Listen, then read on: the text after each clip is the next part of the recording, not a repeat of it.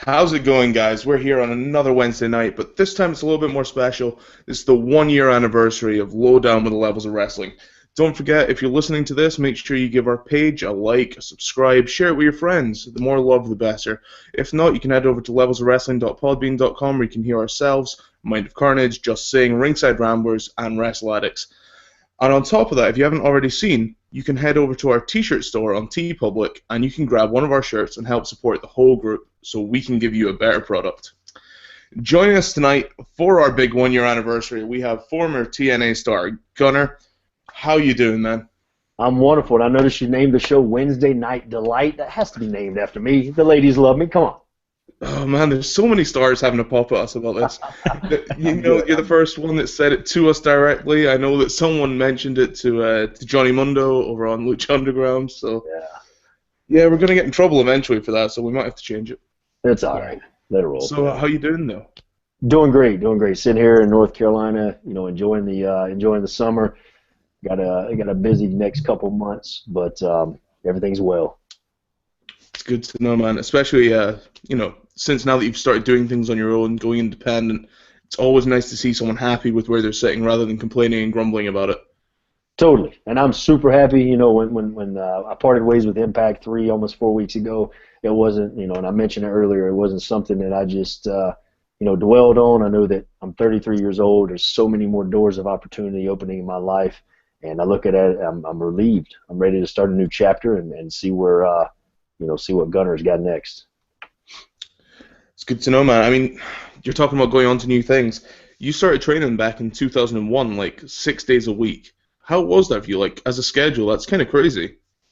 It was. I started training independently here in the Carolinas with a guy that, I met his wife through a job I had. She got us in touch. He would train me, 4, 5, 6 days a week, and then we'd go on the road on the weekends. And the main thing is, it was brutal. I mean, but at that time I was, 18 years old. So when it come to, wrestling and beating my body to death, it's nothing that really, it was hard, don't get me wrong. But, now, this day, I don't know what I'd do if I had to do that much training. But I learned etiquette. I learned respect for the business. My trainer, Abel Adams, taught me the right way to come up in the business. Put the ring up, take the ring down, help with ticket sales, do this, do that. And it's really like I thank him so much because he just taught me respect for, what a lot of guys have given their life for, guys still giving their lives for. And, what I do day in and day out to, pay my bills. Man, it sounds like you have like your finger in almost every pie you could. So you've done like quite a bit with wrestling, even when it wasn't in the ring. Oh yeah. Coming up, I started, training in 2001. I would be there. We'd train. We'd tear the ring down, put it up, in a small little a little building with no air, no heat. So you're thinking the summer and the winter. It was brutal, man. And sometimes the pads were just horrible. But training in rings outside, yes, definitely. I learned the ups and downs of the business, and I'm still trying to learn more and more. Like my main goal is to kind of learn the behind-the-scenes stuff, because if you know how to agent a match or camera work or TV stuff, then like you just know the whole round. You know it all. Like look at Paul Heyman. The guy's taken a lot of his talent has been with him before. They just kind of CM Punk for a prime example. I know he mentioned in his DVD how Heyman mentioned how he wanted to kind of learn everything about the business, and that just makes you a better person, and obviously not expendable. Yeah, well, that's exactly it. The more you know, the more likely you are to keep a job and to be kept around as well. So it's always a bonus. When you were heading into TNA, you had guys like Terry Taylor and D'Lo Brown kind of putting a good word for you. What was that kind of feeling like? Because obviously they're kind of more established names and they're helping you out a bit with that. It was great. I had worked at the university for a WWE dark match one time, and it was literally, I think I would have had that WWE job if it wasn't been for, it was like a couple weeks later and I got offered the TNA contract. So I was doing both of those at the same time. And Terry had known me since '06. When he first met me, I was like 280 pounds coming out of the Marine Corps, and he come down to an independent show in Georgia. And, I met, and he had been with TNA at the time, and he was like, bro, like you got to lose some weight. Like I wasn't a fat 280. I was a power lifter. I was coming out of the Marine Corps where I didn't, I didn't have a diet. I ate what I want. He goes, you got the look. You just, wrestling's different now. They like that trimmed down look. So he he just told me, hey, just keep doing what you're doing. But he is the one that him and D'Lo both, like you mentioned, the one that got my foot in the door with the security gig. Vince Russo noticed me, and then one thing led to another. I still keep in touch with Terry Taylor. Matter of fact, I spoke to him about a week ago, and just a guy I have the utmost respect for. I mean, you came up with it was Murphy, wasn't it? That's it. Yep, Murphy. Yeah, I think Paul was wanting to discuss that a little bit. Yeah, what happened to Murphy? I still get people tweeting me that after 4 years ago he left. But dude, me and Murphy have been friends since '06. I started working when I got out of the Marine Corps. Me and Murphy started working a feud at an NWA promotion in Georgia. He had just come back from Puerto Rico, working in Puerto Rico and stuff like that. So I got in the ring with him as a guy who knew what he was doing. He's one of those guys that helped polish me. And but we're still good buddies. He owns his own gym. This guy is just killing people, man. He runs his own gym, making a good living. He still works independent shows here and there. I will see him next weekend, matter of fact. But I don't know what happened with the whole. I love teaming with him because we had this connection. We were actually good friends. Something didn't go right. I don't know. Somebody didn't like him in the back. But once we split up, it was just kind of he went downhill from there, and they let him go, man. I hate it because the guys like. They didn't even get the fans in TNA didn't get to see what Murphy could do in the ring. Like I'd worked with him for years and years, and he's so agile for a big guy. But he's doing well. He's making a living. He's a dad, and he never let stuff like that bother him either. Good, because I was gonna say, he was on TV one week, and then he goes to the kitchen, makes a sandwich, and never comes back. That's literally what happened, and unfortunately, he never understood, and he hated it. And we still talk about it to this day, but. Yeah, he's like I said, he's doing independent stuff, but I think his main goal in life now, he's 30. I'm 33. I want to say Murphy or Michael Judas is what he wrestles at on the Indies, but he's pushing. He's close to 40, but he owns his own gym, man. He's very, very successful. Good. Yes. I'm definitely glad one of us is. Speaking of right. Speaking of big guys, Final Shez, one of our followers, would like to know what's Abyss like inside and out of the ring. Abyss is ugly outside of the ring. He's ugly inside the ring. No, I worked actually just worked Abyss last weekend, July 4th, at a show in Kentucky, and very professional in the ring. He is called the Monster Abyss for a purpose. He has got these fists like the size of I've never met Andre the Giant, but we mentioned Andre's hands a while ago. If there was a man that was alive with Andre's hands, I would say Abyss. But all in all, he's a good person, man. He cares about younger guys in the business. He really loves and breathes TNA and just watching it be successful and helping guys, throughout their career. He's always been one there that supported me, and we still talk all the time. That's good to know. I mean, close families are always good. We kind of promote that a little bit here ourselves. You said about being like a young guy coming up in the business. One of the guys, like throughout other interviews that I've heard, you said that Sting was kind of like a bit of a big influence for you growing up. What was that kind of like, being able to pin him clean? Yeah, it was huge. I remember that day, they come up and say, hey, Terry actually did. He goes, well, you get the pin Sting tonight. And I went, what? It doesn't even sound right. I was like, Terry, no way. He goes, yeah. So, obviously you're respectful and approachable, but the thing is, like, Sting is like one of the young guys. He come up and we would talk, and he was like, what do you want to do? How do you want to do it? It was awesome because, first of all, me and my dad growing up watching WCW, that's the one that we both watched all the time. He's my dad's favorite. And I remember standing in the ring that night watching Sting come down, and I was like, this is real life. Like, I mean, this is what I dreamed of as a kid. I'm living my dream, and not only that, but I get to pin this man. I mean, a Hall of Famer, now WrestleMania legend. So yeah, for me, that was a huge, huge moment, and one of those moments I soaked in. I mean, I can't even imagine for a single second what it'd be like to actually come across like your icon like that and actually, like I said, pin them clean. I think that's crazy. Totally. And to do it with such respect as well is always such an awesome thing. We got asked as well, are you still watching TNA? And if you are, what's your current favorite storyline? I haven't watched Impact it's been about a month now, pretty much since I left. I'm glad to see him giving guys like EC3 the title, some younger talent, giving them an opportunity. Whether he and I know him personally, and he's a hard worker, but whether he runs with it or whether he burns, that's up to him. And that's the main thing is when you become champion, you have to realize that everybody's eyes are on you, and it's literally not just a storyline, but everybody's gunning for that spot. But I'm enjoying Anderson and Bram just recently start a feud. Now, these are two guys that me and Bram, like, pretty much would have killed anybody just for them to let us have a feud. Like, we had so many matches that fans didn't really get to see.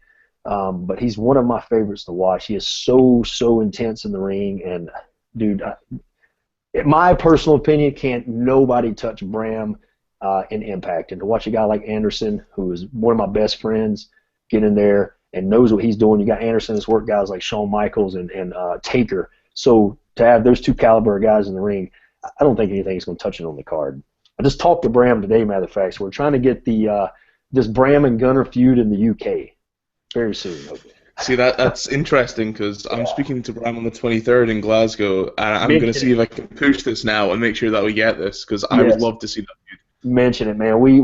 Man, I'm telling you, we spoke to the writers all the time, and I would practically beg them, please let us work. I'm telling you now, like, I don't know if they were just no because it wasn't their idea and they were scared of it getting over, but God, man, it'll happen one day somewhere.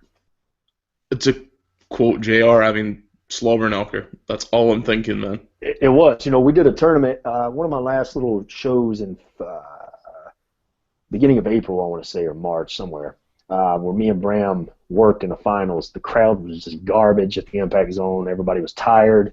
But we had like a 12 or 15 minute match, and it was just his chemistry, our chemistry, is just, I love it, man. I could work him every night of the week. He's so easy. Oh, well, speaking of like easy guys to work with, who would you say was like your favorite guy that you've wrestled? Like, who's the best person to work with, and what makes it so special for you? Man, you know, I say James Storm was one of my funner, most fun. I don't even know if funner is a word. One of my most fun feuds. I don't know. Help me with grammar, guys. But I had a blast with him. Yeah, you saw it. It was cool. But I think, and once again, it was another feud that like they didn't even run with. But me and Sam Shaw, not only the stuff we did like backstage, which was a huge build-up, but we did that one. We did a couple tag matches. Then we did that one big match in December of last year. And we were told, hey, we're going to go with you guys to the UK and do some more stuff for 2015 tour. It never happened. But Sam is one of my favorite guys to work with because he's young, just like me. He's a young guy who wants that spot, willing to go out there. But he understands, like, telling a story. It's not about, 10 moves where the fans can only absorb 3 of those 10 moves. It was about telling a story with his character, him betraying Gunner. And that's the main thing in my career. I believe in telling a story, and Sam is the same way, and it was all about like just giving the fans a good product. Right. I mean, I watched that match back today, the one that you're talking about with the Sam Shaw. It was basically a no-holds-barred match, I believe. Yeah, the steel chairs sucked. Yeah, you did that onto the steel chairs from the ring post. That looked sore as hell.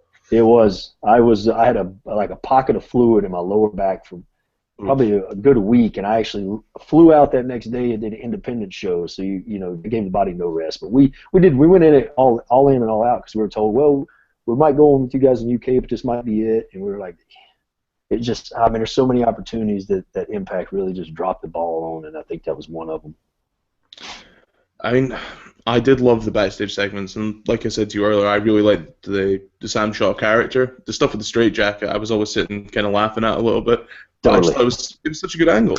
He took it and made it. We took it and made it our own. There's a lot of things that they would write or say, hey, try this or do this. But there's a lot of things that the writers thankfully gave us like kind of our own leadway to do, and it was good for me because I think it opened up that whole new like angle for Gunner to not just be the mean mad guy all the time or Mr. Intensity. He actually had a caring side. So give the fans something different. Like you have to have that. Your characters sometimes.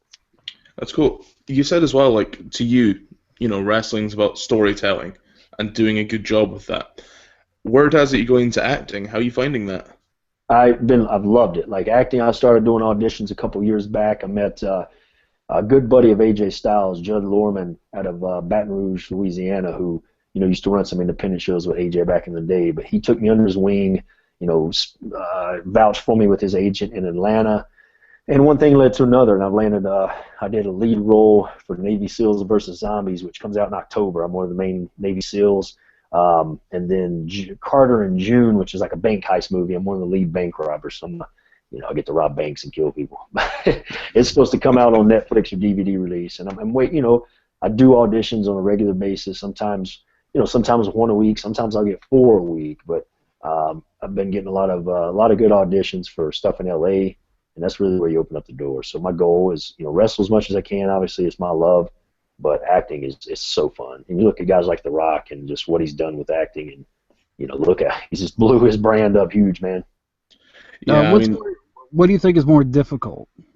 Man, you know what? I think wrestling is, because now obviously acting,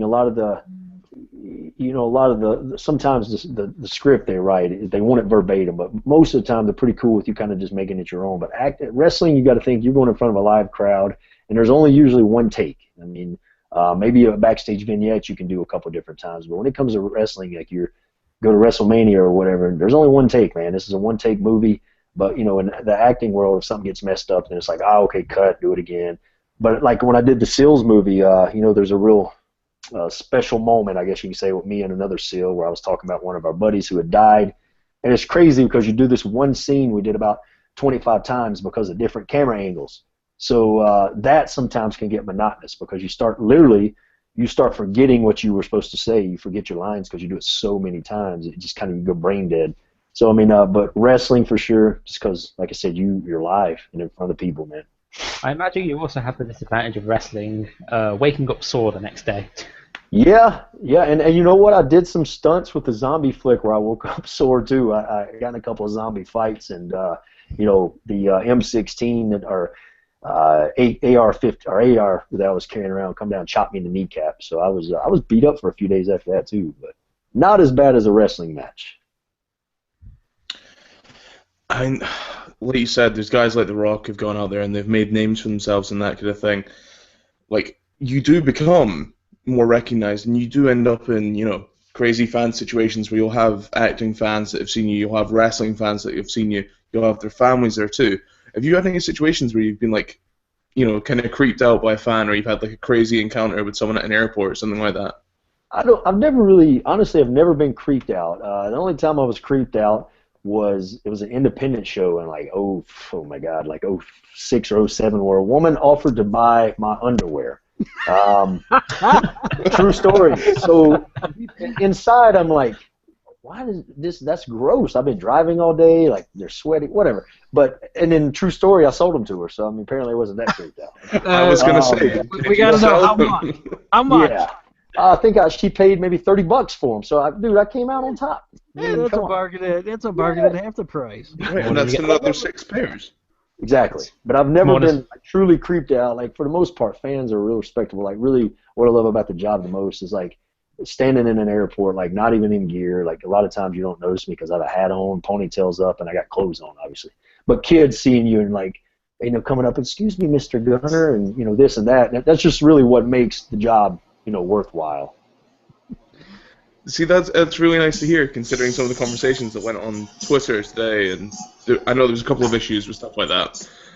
It can get out of hand. Some the UK fans, and I'm not just saying this because you guys are in the UK, but like I love them. I did an appearance last year in Manchester, and at the Manchester Arena. No, was that right? I forgot already. Yeah, and it was just an awesome turnout, man. It was like 250, 300 people asking questions, just having a good time and respecting, the guy that I'd become. Hey, Krista, thanks for joining us.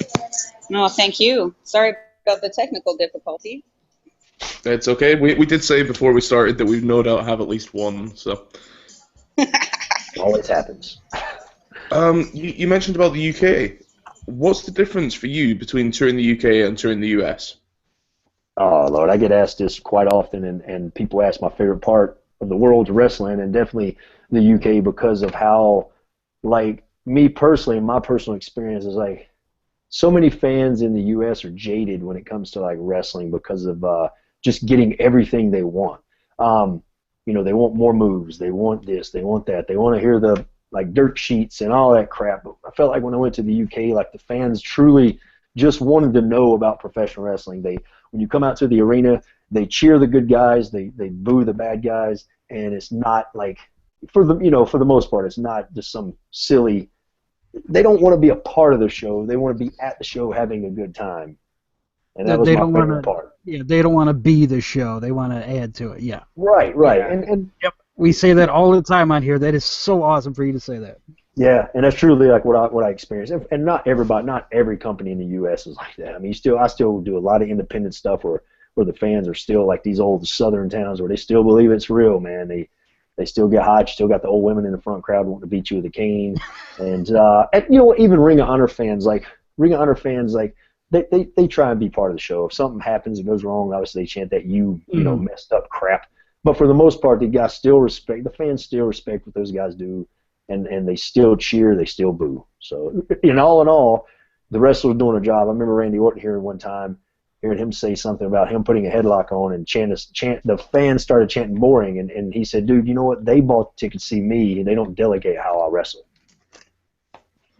Do you know what? I think that's completely fair. I love it. Yeah, Yeah.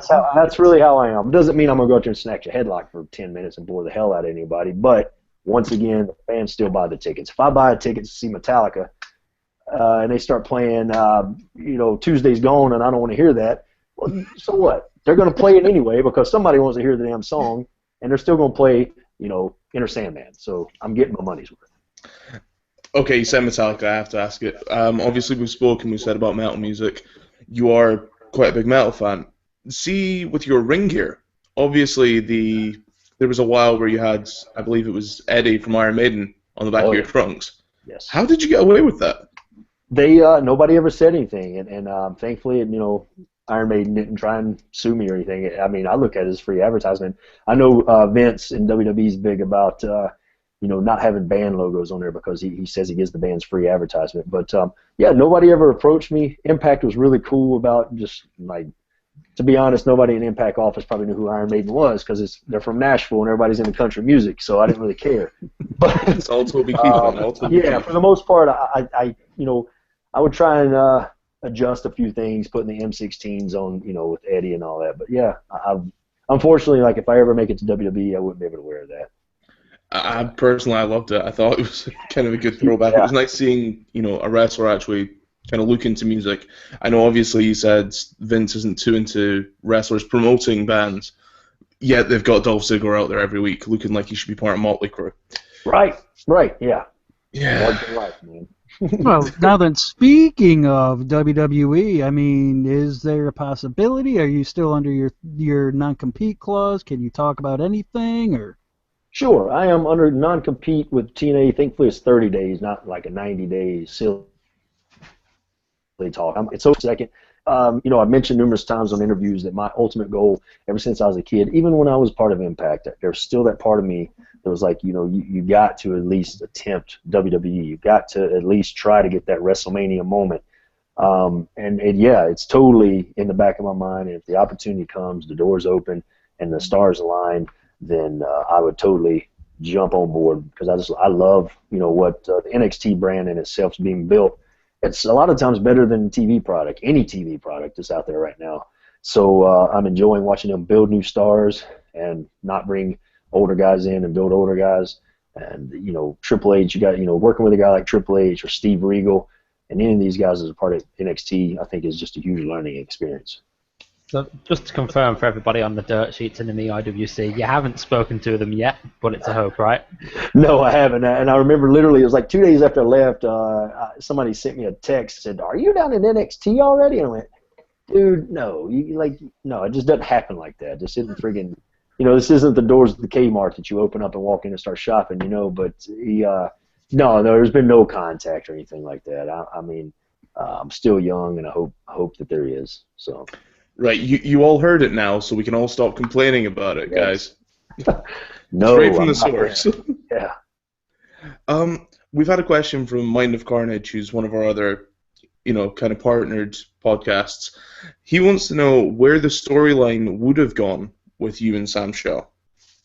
I personally, we were looking at trying to do a bunch of different things. Like, cage matches, or even I personally fought for a feud with me and Crimson as well, where we could have done a boot camp match that nobody's seen in years. But I think the Sam Shaw thing, there could have been more. Like they always use the excuse with us of, well, Brittany ended up leaving the company and it kind of messed up Sam Shaw's character. I totally disagree. Like anything could have been done. You got to just come up with something new, or ask the guys. Sometimes the workers can help the writers, but a lot of times the ego gets in the way. But I think that we did the match in Bethlehem, PA last December where I went over, so it was kind of a blow off in a way.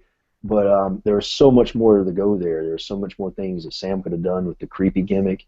I would have loved to have seen a couple more matches out of it, a cage match or a ladder match, stuff like guys, me and him, that can. We'd love to do some stuff like that. There's just so much more that could have been done. There you go, Cade. You got your answer. I hope that keeps him amused for a while, because if not, he's going to be tweeting all night. He's a bit excited. Tweet me. What was your favorite feud? Probably the James Storm one, just because it was really, I think that feud elevated me as a single star. The matches hurt so much. The ones that people saw on TV, I mean, we did those for 6 or 7 months on live events as well. So we're doing these hardcore matches on live events. But James was always super cool to work with. He's a guy that I started working with him when I got to Impact as a tag team. Me and Murphy, working him and Bobby a lot on house shows, and then James saw a guy like me that was driving 15-hour round trips to get a spot in the company, and I think he respected that. And we really had good chemistry together, whether it been with our promos or in-ring work. We was always trying to one-up each other and make each match better than the other.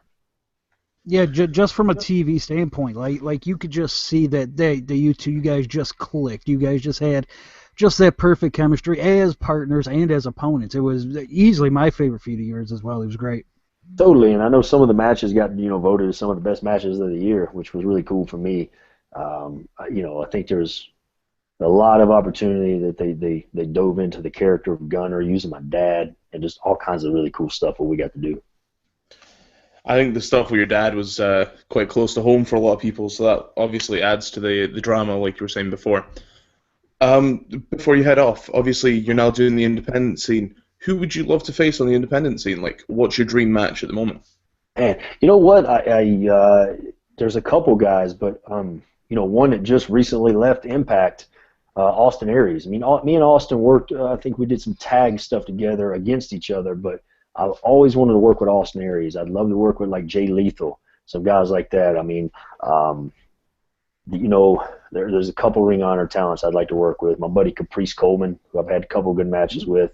But, definitely Jay, Austin, and trying to think if there's any others.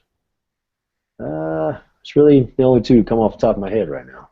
I will pay good money to see any one of those matches, sir. Yeah. Yes, I would. I figured to come to play soon. I have Definitely. one non-wrestling question, but I ask this of everybody, if I can. Yeah. If you could have dinner with any one person, living, dead, or fictional, who would it be? Jesus Christ. I'm a huge faith person, so that's always been my answer. I think if it was somebody that's, I have one more. My grandfather, who died with my, when my dad was like 12 years old, and I got a lot of respect for him. He was a preacher and stuff like that, and I never got to meet him, but I would really love to have dinner with any two of those men. Right on. Thank you. Yep. That's awesome. Before you head off, man, is there anything that you would love to tell our followers, where they can find you, what they could pick up, how to support you, kind of thing? Yes, please. If anybody's listening, not following me on Twitter, it's at Gunner_Chad Lail, L-A-I-L. That last name throws people off, but I recently changed my Twitter name to kind of mix with my acting and wrestling brand, and also the same for Instagram. It's at Gunner_Chad Lail.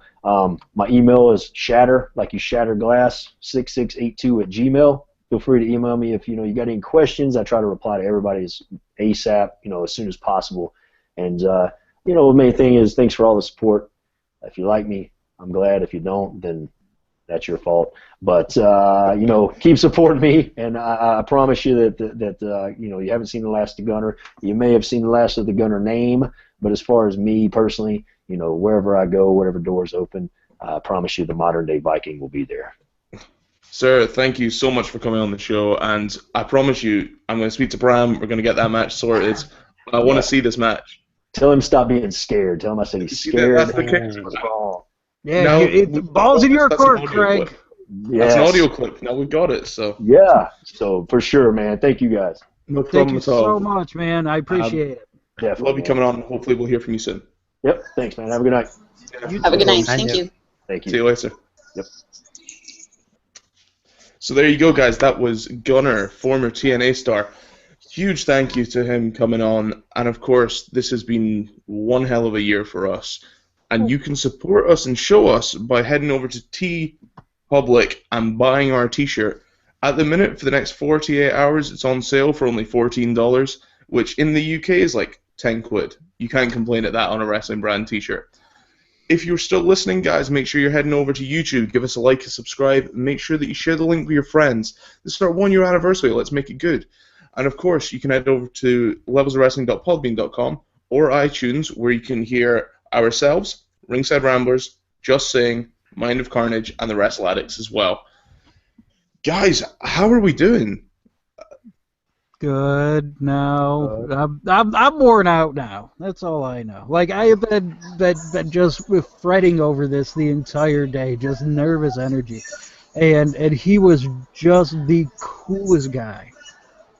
You want to be honest? I'm going to be honest about something. It's because it's been an absolute gong show at work. I haven't had to think about it, so wasn't really that nervous. Not that it really matters because I was only on for the last 5 minutes of his interview.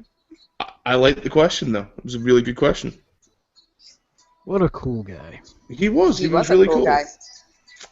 And now I do fear that the ball's in my court completely, and I'm It now going is. to have to go find Bram. It is up to you. You have to make this shit happen now, sir. Do you know what? I'm going to speak to a promoter I know, and we'll see if we can get it done. I don't care. Put in your backyard something. I will put it in the tennis courts opposite my house, and we will film that for Gunner. Put it in the Shire that's in your backyard, or Mordor, or wherever the fuck you're at. Okay, so for those who don't know, I sent a photo out today. Basically, I was up in the Cairngorm Mountains, and it looked literally like I just climbed out the Lord of the Rings films. You were in the Misty Mountains. Get out of here. You Thanks, were Paul. walking towards Mount Doom with a fucking ring in your pocket, with no shoes on your feet. That's because she Actually- don't fit me. Actually, I've been to where they filmed The Hobbit. Or The Lord of the Rings and The Hobbit. I've been to where Hobbiton is. Uh-huh. And to be honest with you, it does look like the English countryside. Yeah, New Zealand does look a lot like the English countryside. that's fine because this is Scotland and they look nothing alike, Krista. Yeah. Totally different. Completely. Yeah. Well, Tolkien was British, so yeah, he was. That actually wasn't a bad. Just putting that out there. That wasn't actually a bad fake accent for a second there. Thanks, guys. We've not spoke about this yet. Beast in the East. How do we feel about it? Not as amazing Nah. as everyone's making it out to be. All right. That's what you know what? This is why I like Chris, because even though he is a self-admitted huge NXT mark, he's still objectionable. You know, it was an okay show, and you're calling it an okay show. Yes. Right on. The issue I've got is Balor isn't as 10 out of 10 as everyone seems to be making it out. Yes! I got through it all. The issue I have with Balor, and this is something that I saw massively on Saturday, and no disrespect to the guy, I know he's a hard worker, I know he's a good worker, but I noticed on I'm sucking dick now, just in case. I noticed on Saturday night that the man sounds great, the man attacks not so great. I mean, but the thing is that to me that was the best match that we've seen out of him since he signed. Which is still concerning. Correct. which is very concerning because, Correct. like, come on, it Yeah, he wasn't was- as great as it could have been. Well, the reason I think everybody overhyped him is the body paint. Because it was something most people haven't seen. Yes, Vindication. Yep. You know what? I was thinking about this today. As I'm in the car and Kiss comes on the radio, and I thought, you know what? Everybody thinks that Kiss is, you know, there are tons of fans out there. People love them, but they stink musically. But it's their look. Finn Balor is the Kiss of pro wrestling. No. Yeah, just The Kiss Demon is the Kiss of pro wrestling. No, because nobody cared about him. Nobody cared about Dale Torborg. Sorry, did we all run off camera as well since Gunnar left? Thanks, Yeah. guys. Hey, I was the only one on camera, just putting that out there. I'm in my basement, and it's a mess down here, so, yeah. I'm in a coffee shop, and I've just got off work, and I clean cars all day. I look like a hot mess. No way. People gonna see that. Krista, you realize people in public are seeing that right now, right? Yeah, but I don't care. Yeah, those people don't matter. Fuck those people. They're not fans. Yeah. That's true. Well, they might be fans. No, we ain't talking to them. Not gonna lie, I'm actually still marking the hell out. Just Yeah, putting a that out little there. bit. I'm genuinely pleased that we had Gunnar on the show. He's such a nice guy, and he answered all of our questions without thought, which was amazing. And he was very personable. You know, he could have taken the attitude, yeah, you guys are like a little show and whatever. But he was really down to earth. He was, you know, he seemed really happy to be here. Friendly Like guy, happy to take part in it.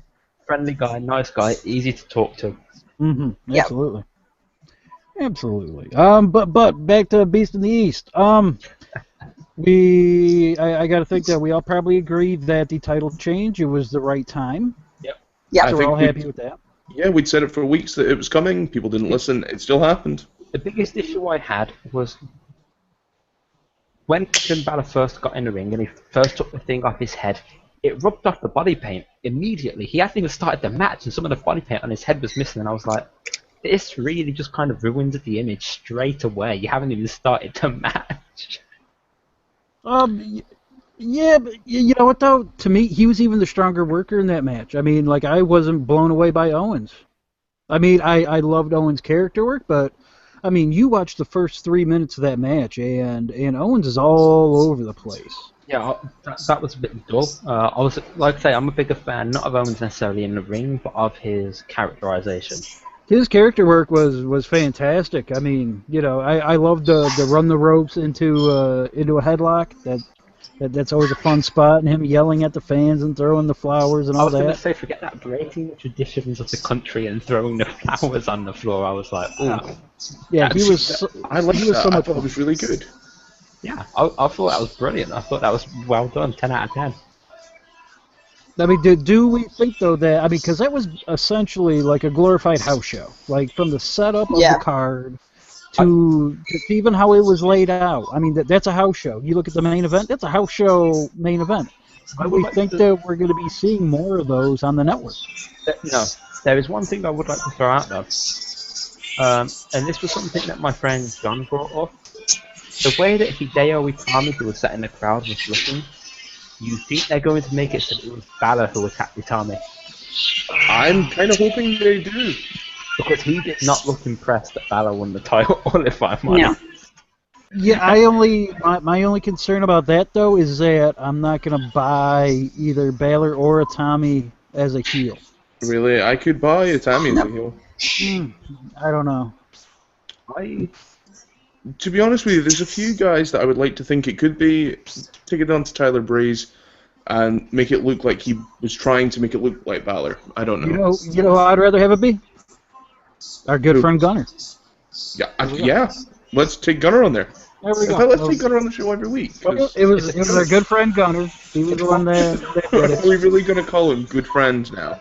Yes, for today. And possibly next week. Fine, guys, we know Vince McMahon listens to this, steals our ideas anyway. Come on, we're brothers of the beard, so, you know. It's trouble and it's getting there. But yeah, I love the opening contest, huh? I will say that. I mean, Chris Jericho and Adrian Neville loved it. Jericho got it. Yeah, that was good. Jericho is out with an injury. Already, but you know what though, that kind of makes sense. I mean, you know, he's only working selected shows, and I mean, I would love for him to come back. After watching that match, all I could think of was, because, he didn't look exactly in ring shape. I mean, he was moving 2 steps slower than he did last time we saw him, but That comes with old age. yeah, that comes with age, and that made me think, oh my God, I want to see him one last run. One last run Yeah. is with a Terry Funk type gimmick where he is the old man, where he just wants that one last shot. And he's gonna go through all these young kids. Here's the deal, though. It was the And dive. and, It was the and dive. Jericho would be ideal to do that because he also can work the mic. Right. That's what I was going to say. I want him down in NXT doing that. I don't want him on the main roster. No, main roster. Want a main roster doing Nah, it. you see, yeah, I want him on NXT. Help build the stars. Well, it was, by the way, guys, it was a dive that Neville did that took out. Actually caused the injury. He hurt his neck. Who, Jericho? Yeah. Yeah, but everything's kayfabe. Yeah, You want to know it's not kayfabe? that's because Rusev wearing boots now. Yes. Yeah, Rusev gets to wear boots because he beat another man to death with his cast. You know what's not kayfabe? The best match of Monday Night Raw. Oh, I'm assuming you mean Cesaro, Cena. Match of the week. Oh yes, match up there with match of the year. I'll call you it know match what? of the month. Yeah, the definite match of the month. If I'm doing a top 10, right now, yeah, it's in my top 10 and that's all. That's every match that I've seen, every company. I'm putting that in there. I love that match. I put that above his Owens matches. Yeah, Loved even, I was going to say even versus Owens. I think Cesaro Cena pulled out more out of the bag this week than that. Yeah, things just worked. There were some moves pulled out there, and I was sort of like, wow, don't hold back, guys. Jeez. Yeah, do you know what I really liked about that was just the fact Cesaro walked to the ring though, and he was like, "Owens, if you have a problem with Cena, you have a problem with me. Leave." Like Cesaro was literally the biggest boss I've ever seen. And Vince says Cesaro doesn't connect with the fans. Oh, I don't- Supposedly, sorry. Yeah, I was going to say supposedly is probably the key word. Did you guys see the promo that Cena cut afterwards, after the cameras were off? Yes. 10 out of 10 props to Cena for that. How Yeah, could you not absolutely. respect? How could you not respect this guy? How can Because the people last still time that hate on him? happened was Evan Bourne. Look what happened. And so what? Evan Bourne almost lost his foot. That's not Cena's fault. I mean, He also likes drugs too much, but hey. well, that's not John's fault. I mean, Cesaro is one of Cena's guys. So I've just got to put it out there that the fact that he managed to get cheered in Chicago says it all. The fact he got cheered and they gave him a standing ovation. In Chicago. Yeah. If you haven't got behind John Cena, I don't know what will make you do it now. This didn't happen in New York, it didn't happen in Memphis, it didn't happen anywhere else, it happened in goddamn Chicago. What does that tell you? That some kid inside you, Chris, is going, but CM Punk could have returned. I'm not going to lie. I fully wanted CM Punk to Oh, I make the knew hits you did. and have Brad Maddox walk out. Oh, that would have been good. I love Maddox. Because people would have mistaken him for it at first. I liked when they came up with that story on the dirt sheets about Brad Maddox coming out as CM Punk. Apparently he didn't come out as CM Punk, he just came out in his normal ring gear and a hoodie. And everyone thought it was CM Punk. Yeah. yeah, that is. I know. How ridiculous is that? That's like coming out with a cowboy hat and a beard, and people, and then it's automatically a Macho Man gimmick. I mean, yeah. So what? I mean, did it go anywhere? No. So ultimately, who cares? Well, I just thought it was fantastic. And I honestly think it would have gotten one of the best crowd reactions of the night to see everyone stand up, pop, and then realize. Can we address the issue I've got for a bad crowd reaction here? Dean Ambrose and Bo Dallas. Yeah. What even? Why is that a thing? I like the dueling chants there. I mean, they really got behind Bo. That was great. But no one's going to give a shit in a week. Yeah, who cares? I mean, it was an enhancement match. I mean, that's what we need more of. Is Dean Ambrose needs to get these dominant wins. These guys that really are kind of middling and don't have anything going on, put them in a squash match. I mean, that was just an extended squash match, and I want to see more of those. And yet that fucker still managed to put in a rebound lariat. It was a tune-up match. For anybody who's played WWE 2K15, it was a tune-up match. Yep, that's all it was. I'm waiting for him to just fucking fall right out of the ring. When they do, you know what's going to happen? Either that's going to happen or one of the ropes is going to snap, and it will be completely fucking hilarious. That will happen one day eventually, and they'll write it into a story, and they'll blame it on the heel in the feud. Yes, they will. Oh, that'll be awful. Awful, awful, awful. And they'll pretend that he did it just done. Oh, God. Guys, let's get into it. It's that time of the night. Let's do pop and heat. Krista, let's go with you first. What is your pop and heat? Is there any point? We all have the same pop. My pop would be this Cena Cesaro match on Raw. Okay. Absolutely. And my heat would be Beast in the East. Sounds good. Paul? Yeah. I mean, yeah, I guess that's I gotta share it too, but with the pop of the week, yeah, what a great match, such a fun match. My backup to that one was AJ Styles and Okada over New Japan Dominion. Really good match. Had a title change over there as well. So things may be moving over there in New Japan. My heat of the week goes to the Tuesday night lineup of Tough Enough followed by Total Divas. Ugh, I'd rather piss porcupine quills than watch either one of those. I watched both of them and it wasn't too bad. Yeah.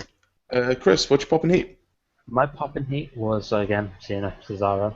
My backup was Lesnar destroying the Cadillac because that was goddamn awesome. You just stole mine, you bastard. All right. My heat of the week is Heyman coming out and not using the opportunity to put a fake Rest in Peace Kofi Kingston sign up on the Titantron. They needed to have done that. Yeah, I'm a little bit shocked they didn't. Actually. I feel like having a little bit of a video package for Kofi Kingston would have been a good laugh. Did they even acknowledge it or? No. Didn't think so. So yeah, it really does show that was just a house show. Yeah, but I feel like they should have just gone. Even if it was just Paul Heyman cutting a promo saying, "Let us take a moment to remember the events that happened at Beast in the East." And it should be a video package for Kofi Kingston and a Rest in Peace thing. That's all we needed. That would have just solved the entire. The crowd would have been on their feet applauding. Probably. I mean, even if they brought out a casket. Especially in front of that crowd, though, yeah, you're absolutely right. That is the crowd to do something, kind of smarky like that. Yeah, would have been fun. All right, my pop goes to. Okay, I have 3 for this. We've got a shirt. We had Gunner on the show. And I got to see a kid get hit with a door that Brock Lesnar threw 30 yards. Yay! That kid took a beating of a lifetime from a door and got free merchandise for it. He got free shit and then got to come back to his feet later. I love how quickly he stood up and gave the thumbs up. He just stood up like, I'm okay. And it wasn't even the door that hit him, it was the inside of the door, like the foam casing. My heat of the week... My heat of the week is Brock Lesnar not acknowledging the kid that he hit with the car door. Just saying. No, you know what? It would have been my heat of the week if Brock would have acknowledged. Yeah. Because it's not what he does. He's Brock mad, Brock smash, fire bad. Oh, my heat of the week is the rumor of the Shield getting back together. Yeah. That shouldn't even be a rumor. That's something that, if it's true, I will mark out about. But it probably it's awful. Too soon. Too soon. I couldn't understand the Dean Ambrose part. I can't necessarily understand the Roman Reigns part. That wouldn't make any sense for me. I don't see Roman Reigns turning heel immediately like that. Yeah, way too soon. Yeah. In terms of the other alternative, for people who don't know, it was confirmed and leaked well, not confirmed, but it was leaked by a guy who's had a lot of things right in the past with leaks. So there is something big planned for the main event, and it's not a cash-in. Right, It's not. I'm Okay. just saying Dean Ambrose has done nothing for the last week. It's going to be Dean. Yeah, my argument would be Dean Ambrose interferes. We know it's probably going to be Triple H. We know that. But that's booked for the end of SummerSlam, which means that it wouldn't make any sense because you'd have Triple H at SummerSlam, not afterwards. So that's got me thinking. Actually, no, sorry, it's his event planned for Battleground. So yeah, it could be Triple H. It could be. That just blew my mind. Yeah, I think I had a discussion with someone this week saying like why it's okay for Seth to turn on Triple H. In fact, it was you guys. We had a discussion on Facebook about this. This idea that Seth could still turn on Triple H and you still have him heel without Triple H being a face. No, I would have Triple H still stay heel and have it in the sense that he was purposely giving advice to Seth to get Seth to lose the title, like with confronting Brock Lesnar this week, for example. And we have that continue where he's constantly giving bad advice to the point where he turns around and he says, no, I just don't want you to be our champion. You are not the face of this company. You will never be the face of this company. Right, but they have to be careful to keep Brock face. And you got to be careful to not turn Rollins. No, because Exactly. you turn Rollins and you have a face Shield reunion because the crowd's going to cheer it. It's way too soon. I mean, we hotshot every angle there is. I mean, they hotshotted their breakup. I mean, to me, those three should still be together. I mean, there was still money to be made. There's still money to be made off of those three. I think they hotshotted breaking up those guys. I don't want to see them hotshot putting them back together because it's not going to help any of them out. They hotshotted it because they figured Reigns would be the breakout star, and he wasn't. He hasn't progressed as fast along as they would have liked. He hasn't skyrocketed like they wanted him to. Instead, it was Rollins and Ambrose who basically shot out of the gate. Yeah, I find it funny that the one they thought was going to be in first place is in last. No, Dean Ambrose is in a distant third. No, Roman Reigns is over. Don't worry about it. Not in crowd reactions. He's not. In crowd reactions, Ambrose is winning. Roman Reigns is over. Don't worry about him. No, to me, no. They turned Seth Rollins because they had a lack of main event heels. That's what it is. Yeah, I would They say still that. do. Yeah, Right. that They was. still have a lack of Right. main event heels. And that's why you can't turn him now. That's why you turn Lesnar back. Because I'm not going to lie, Lesnar as a face is a great idea. But even now, Lesnar's not really a face. Lesnar literally just turns up and wants his title back. No, He's not they've really- already broken him as a face by having 2.5 men beat him up. Right. Yep. 2.5 men beat him up, and then what of it then? I mean, to me, if they really want to do this and keep Seth main event, you've got to make sure he's a heel. Owens is going to be there next to him, and then you've got Wyatt as well. They're on their way to having 3 good heels. Wyatt, though, I mean, Turn Ambrose. are we getting to the point where he's not gonna be that guy? I Who, feel Wyatt? I feel Yeah. like Wyatt and Reigns have both slipped in the mid card at this particular point. Yeah, I would say they're the bottom of the main event. Right, upper mid is a good spot for them right now until, and that's where I want to see both of them, especially Roman right now, is upper mid, keep him away from any titles. Right, and here's the best thing to remember. That's exactly where Triple H and The Rock started off. That's also exactly where Ziggler was. That's also exactly where Daniel Bryan was. Yeah, okay, let's not compare Ziggler. I've already gone off at a kid tonight about this because he told me Right. that I was being biased. Yeah, but keep in mind, Ziggler did pop out for a second. Before the concussion, Ziggler did do a good job of bursting out. No, Vicky Guerrero did a good job of making him burst out. Ew. All right. Ew. I know what you meant. I know what you meant. But I know. absolutely, Reigns and Wyatt are good swing talents. They can swing into the mid card and they can do lower main event. Like they're not in the title, but if you needed to kind of give the main event guys a quick win or fuel a loss, you can put him in there, and their standing won't be really effective because they're mid-card guys. Speaking of swings, what about Cesaro? I mean, we've seen now 2 weeks in a row he's gone out there with some fire in him. He's put on match of the night both weeks. What do we think we should be doing with him? Like, We should be packing him up, sending him off somewhere, and letting him do that every single week. Yeah, go to New Japan. No. I feel like he should be pushed for either the title.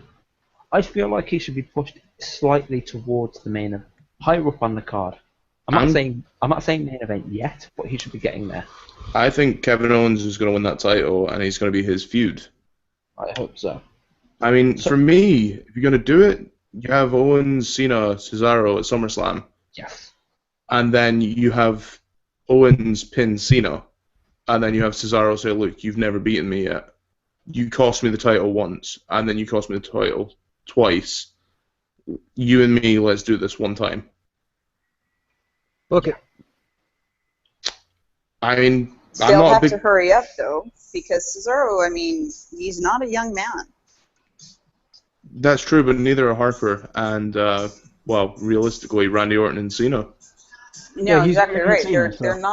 They're not young men anymore. So whatever they're gonna do, they gotta kind of hurry up and do it. Saying that, Undertaker was wrestling until he was 50. Still is, to some extent. Yeah, but let's face it, boys. He was down to once a year, and the last match, he wasn't actually all that great. The last match, he wasn't actually all that bad, to be honest. Why you gotta crush my dreams, Krista? Crushing dreams.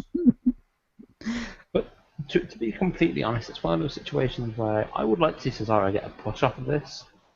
I would like to see, as strange as it sounds, I don't want to see him accept the Open Challenge again on Monday. I want to see it go to... I want to see Balor. And I don't mean, as a one-off, not as a coming up to the roster sort of thing, purely because of the thing they did after Beast in the East, where he shook Cena's hand sort of thing, and Cena said, you've got to bring that every night.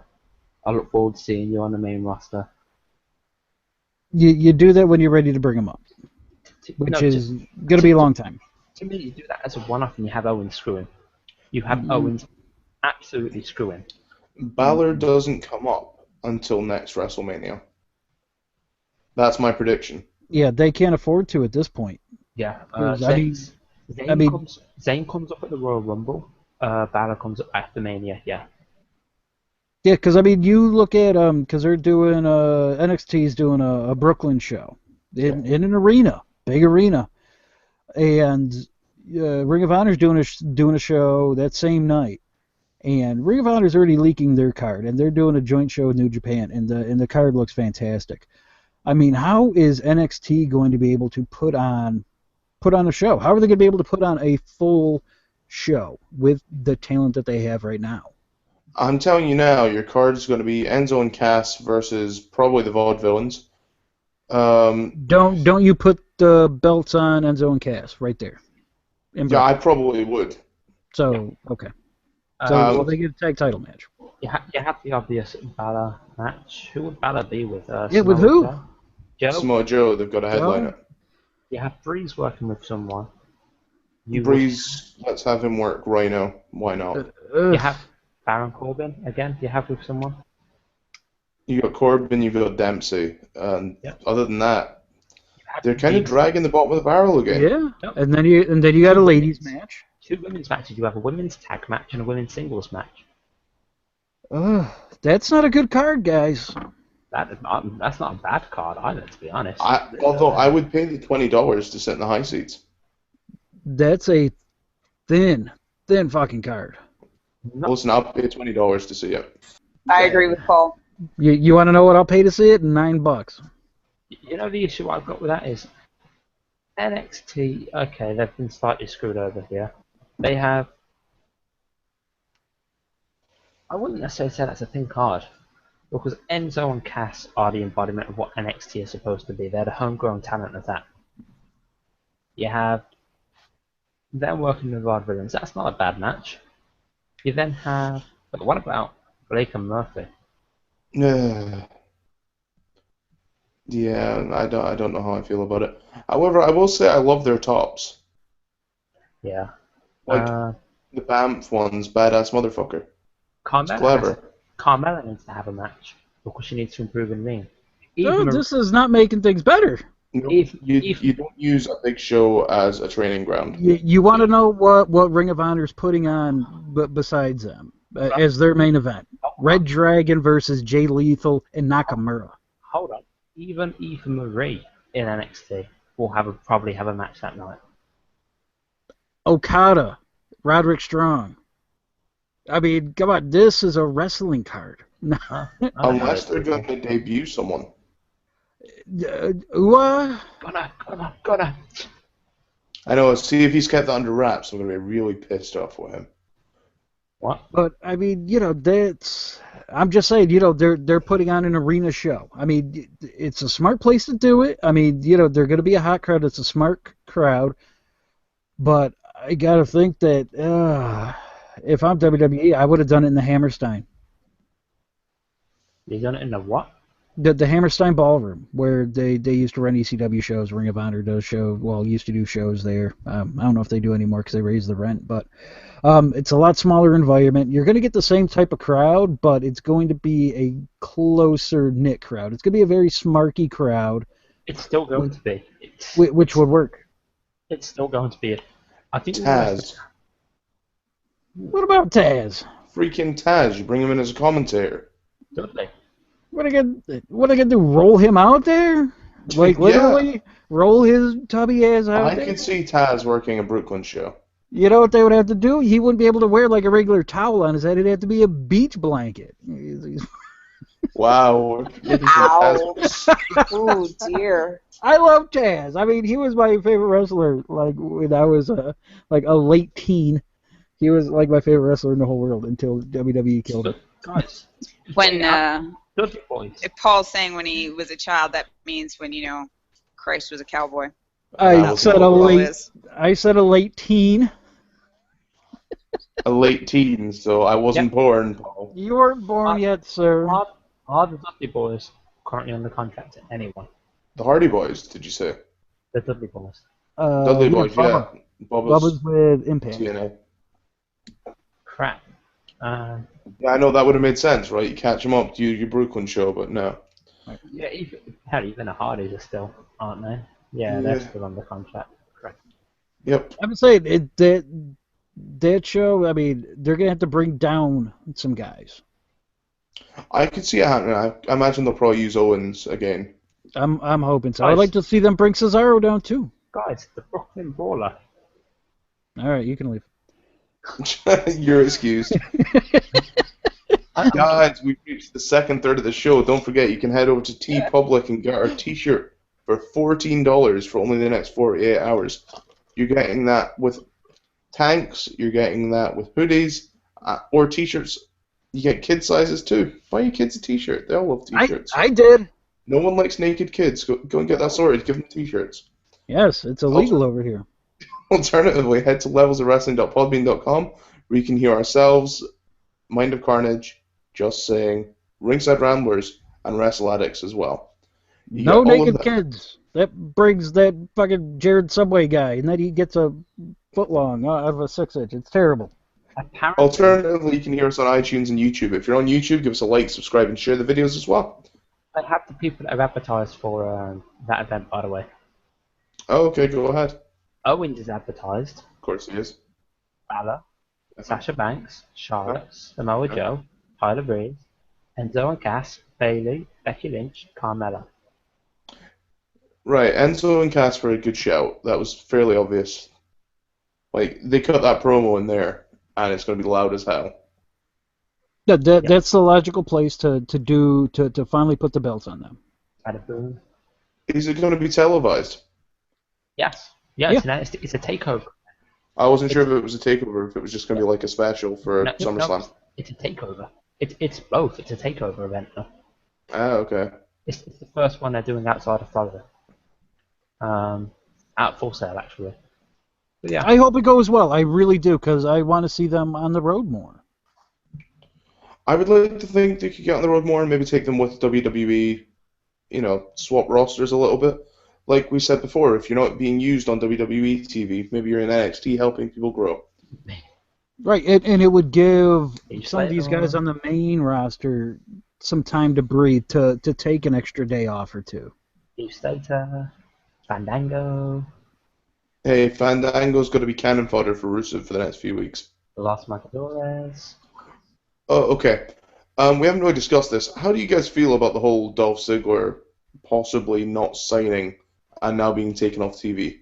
Uh, I think it's probably I personally think because they're not doing anything with him, he should be future endeavored, and that way he can go out into the independents, do whatever he wants to do, and he's not just floating around the mid card doing whatever, because he's not in really any feuds.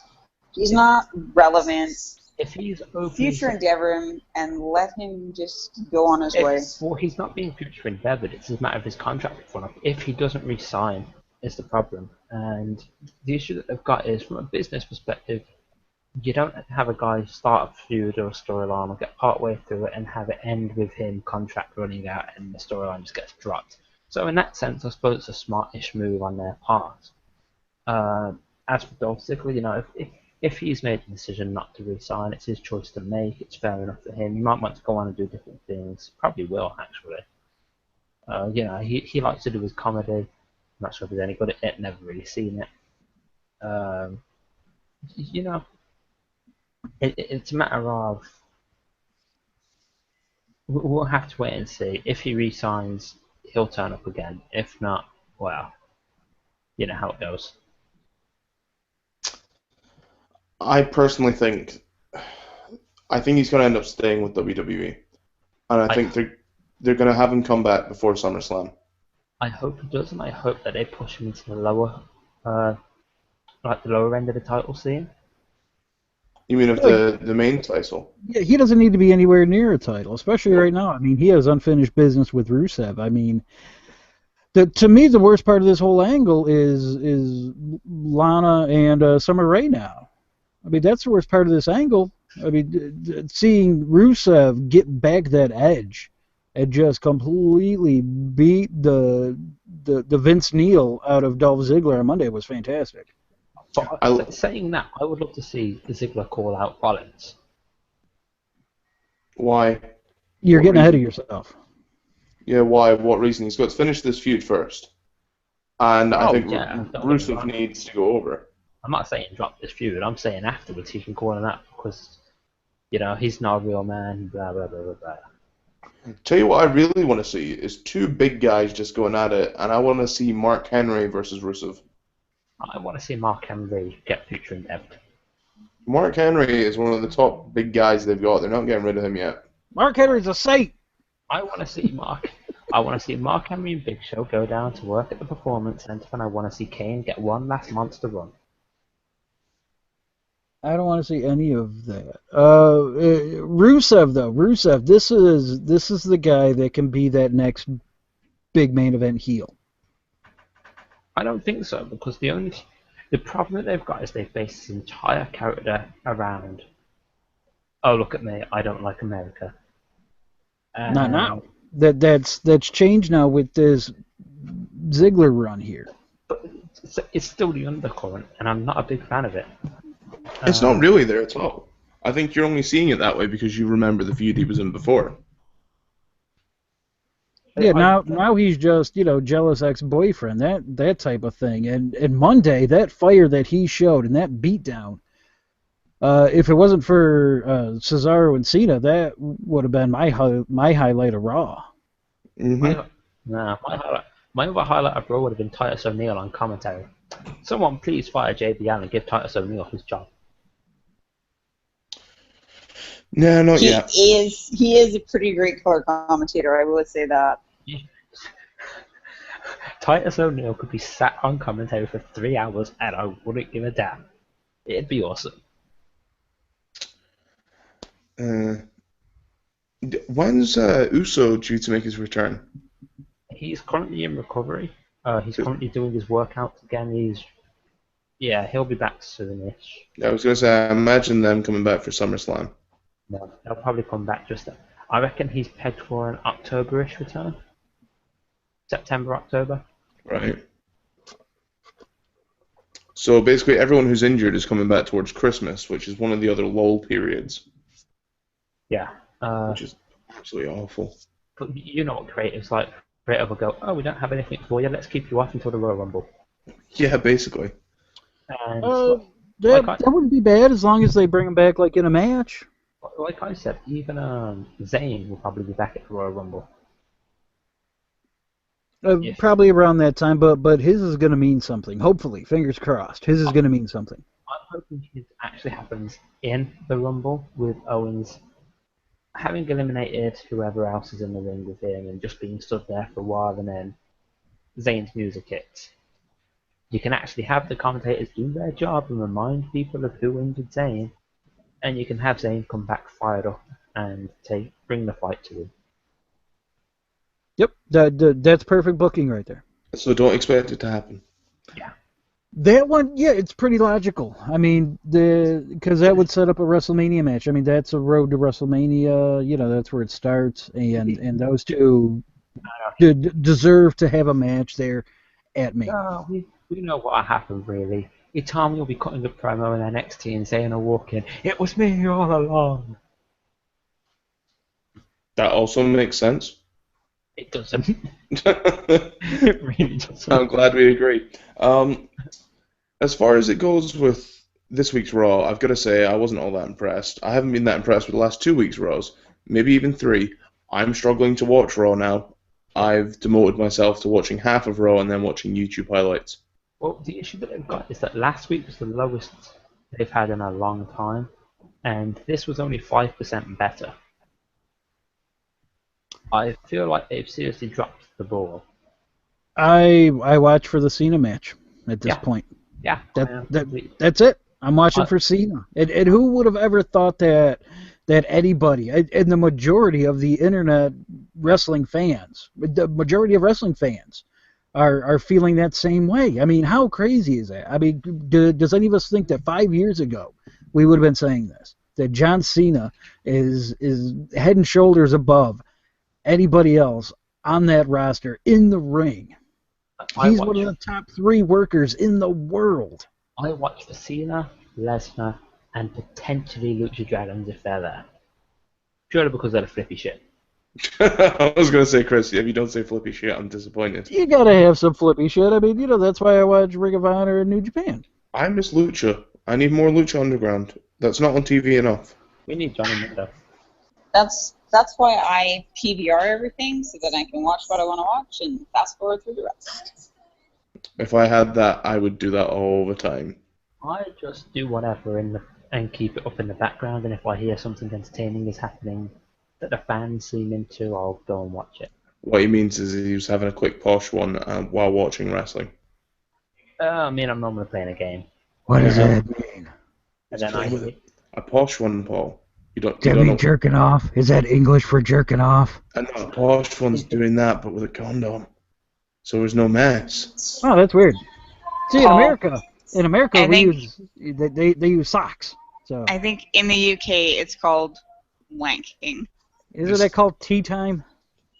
Because that's what I would call it. Maybe for Chris, I don't know. But yeah, Chris is right. That's what it's called here. It's time for tea. Yeah, well, you know, we're Team Wank, so we already know that. Hi, Mick. Shout out to Mick Ryan. Yeah, he's been missing off Twitter. I miss Mick. He's enjoying his summer. Yeah. And this next response is for Mick and a few other guys. The answer, when in doubt, is always orange fucking jam. Wow. Jam. Well, Krista, I am stunned. Wow. So it's like kind of fucking a pie, but jelly instead. Right? No, that was it. It's. I had a conversation with Mick and a couple others on Twitter. We were talking about marmalade and trying to explain it, and then somebody said, "Really, all it is orange fucking jam." Yeah. Wow. Although I've got this horrible image of an orange now fucking jam. Like, that's just messy. That's how jam is created. Although Paul's idea sounded better too. That's what I figured was going on. That's something I want to discuss for a minute. Yeah, go for it. something just brought up because I was watching Total Divas yesterday. Something. Hold on, let me finish. The thing that was brought up was Eva Marie. They're focusing a lot on Eva Marie's training with Brian Kendrick. Next week is when we're going to see her match in NXT be taped. What do you guys think is gonna? Are you expecting her to have improved? Are you expecting her to still be crap? Or... If she hasn't improved, they need to let her go. Yeah. Plain and simple. I think she has improved, though. 1 is an improvement over 0. So, I mean, you know, if she could just run the ring ropes, that's an improvement. I mean, you have to look at it at a very, very small level. You know, that if she could run the ropes, okay, fine, that's an accomplishment. But you know what? If she's doing like suicide dives and shit like that, I don't care. I don't care how many moves you can do. I want to know that you know when to do the right move and when. Just like what our good friend Gunner said.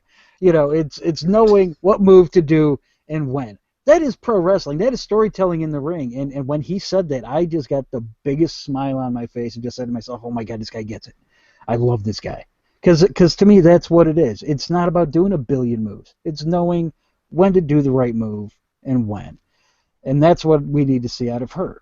That you know, you can train her to do as many flippy dives and high-flying moves as you want. But it's not going to matter. We're going to see through that. As someone who hasn't seen a whole lot of Brian Kendrick, is he... Flippy guy. You'll like Kendrick is great. Yeah, fun. He's good at what he does, yeah? Good, he's really good at what he does.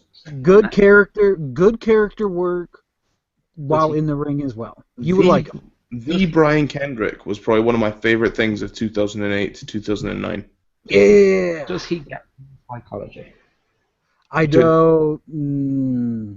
I'd say his Ring of Honor stuff did, and definitely some of his TNA stuff did when he was against Abyss. Okay, better question. Does he know what moves to do and when? I don't know. I would rather have Sarah Del Rey working with Eve, or whatever the fuck her name is. Than Kendrick. I'll even take Eve training Eva Marie. Yeah. It's alright, because I am honestly... That's probably going to be the thing I'm most curious about after the tapings next week for NXT. And that is the last time we'll talk about Total Divas on this show. Yay! Same as we will not discuss that Tough Enough bullshit. Until next week, when somebody brings up Total Divas or Tough Enough. which by someone we mean Chris. Chris, this is now your weekly segment. Work it out. Which, by the way, I would like to bring up that only one... No, you'll actually agree with this. Only one person from Tough Enough woke up to watch Beast and Ease live. And even Paige and Hulk Hogan were kind of disgusted and disappointed in this. To me, if you're working something like Tough Enough and that's what you claim it's what you've always wanted to do, why the fuck don't you watch that shit live? Why would you watch it live when it's on the network pre-recorded? That's the whole point of their network, where they try to sell. Well, one of the other guys couldn't even say who Paige had a match with. So who cares? Who cares? It does make you look like a dummy, though. I mean, you know, that when you're working for a big company and you're trying to get a job, you got to kind of know how to kiss ass. And kissing ass is paying attention to what's going on. Let me explain this for a second, because there's a guy there, Tanner, who thinks he's hot shit. There's a guy there, Patrick, who thinks he's hot shit. Patrick's the one he's on the Squared Circle, the Reddit page. Member of the IWC, essentially. And he's the one who stayed up to watch it. And the other guy turned around and was like, oh, I didn't know that we could get it live. It was like, okay. And it's like, but if it's the one I'm thinking of, we watched it later that day. And Paige was like, yeah, okay, we only did one. It's the only one ever done in Tokyo. And the reason I don't like Tough Enough is because of idiots like this. Yeah. They've clearly just taken people that have went, oh, we could mold that. Look, that would be great. And it's not like they don't even know their fucking winner already, so what's the point? This guy is the white equivalent of Roman Reigns. Is that the Yeti? Oh, that guy. Yeah, I can't stand him, and no, he's not the white equivalent of Roman Reigns. No, he just has a top knot. Yuck. It's just a bunch of fitness models trying to get famous. Fuck that shit. We're done with Tough Enough. Wow. That's what I'm I think. dying You to you look want to inside. be you want to be a pro wrestler? Oh, Go no, be a no. pro wrestler. Don't Sorry, go on a wrong. TV show. Wrong one, sorry. He's not the White Roman Reigns. I found a White Roman Reigns. That's Josh. Dickhead. Well, don't let Twitter know because I'm sick of seeing Roman Reigns on my timeline anyway. I don't need a white equivalent. The one thing I was impressed with is this. You know how Tough Enough they have to do a challenge every week. This week they had to pick out a costume for whatever theme they had and come out to the ring in it. One of the guys, I actually think you guys should look it up. There was a guy, Mada, the Egyptian guy, came out like an 80s heel. He was given the King of the Ring thing, but obviously because he's Egyptian, had the Egyptian sort of headdress on and the kind of staff to go with it. Really cool. You should actually look it up. Right, but Yeah, why be an 80s heel when you're in a modern era? It yeah. wasn't. We see what an '80s heel is doing right now, called King Barrett, and he's No, doing nothing. Speaking of stuff that's on the network, I will say this. I watched Swerve today and I was actually quite impressed. I wasn't impressed actually with Swerve. It's actually quite funny. I was genuinely quite surprised. Like, they put them in situations where it's real life, and it could be stuff that actually happens for real to them.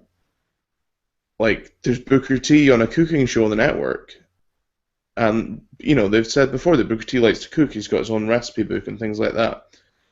Yeah, is it called Snackdown? No. Fuckers. No. That's actually done by a couple guys. They do a snack down. Bastards. And actually, if I'm trying to remember who it is, but I think it's somebody I know. You know them? Do something. Bump them off. Get the name. There's me throwing stuff because I'm mad. They've been doing it for years, Fuck. and they actually do a podcast comparing snacks and crap. I like throwing that more Paul's shit. actually throwing stuff. Snackdown was a great idea, and we could have used that, and it would have been a great kids' TV cooking show. Yes, I would have tried not to curse. Tried Hey! your best. Hey, you know what? Kudos to me for not cursing while I I was wanted to here. bring that up earlier. I really did. That was a really bad comment I almost made before he said something, and I'm so glad I didn't. Yeah, Because, I felt really bad because I told him before we did the interview, I'm like, we're not going to ask the NXT question.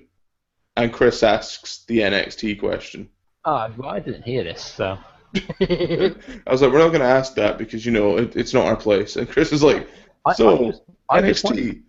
just wanted to clear it up because I've seen a lot of people posting crap online. Yeah. And I'm Yeah. sat there like, you have no legs to stand on here, boys. Just sit down. Well, Yeah, if they've we're got gonna- no legs to stand on, they're already sitting, Chris. What are you, like, mean to disabled people? Wow. Yeah. The comment, real life heel moment, the comment I almost made earlier is when Chris asked Don't do it. Don't do it. Say it off. Say it off. Say it No. off No. the show. Just in case he wants to listen back. Alright. Hi, Yeah, Gunner. He fine. doesn't mean it. We're sorry. Yeah, he was gonna say something that we don't agree with here at Levels of Wrestling. Do you know I'm worried? Because obviously this is live. He could still be listening now. You're a good friend. I always say things you guys don't agree with. I say Roman Reigns sucks and you all don't Do agree you know with what's really sad is we lost a viewer when I said that. It was him. That's really concerning. Oh, it was him. Shit.